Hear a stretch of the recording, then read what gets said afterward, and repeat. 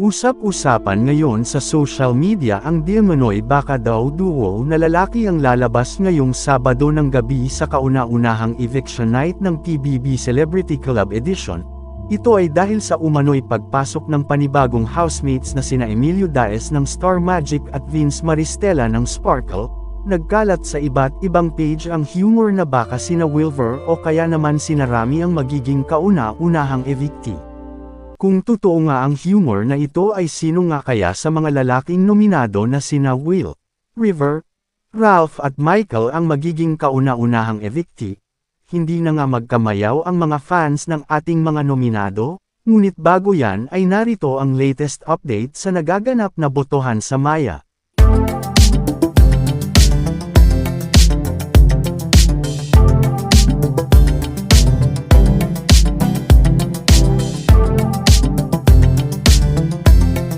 Narito naman ang aming isinagawang poll survey dito sa aming YouTube channel.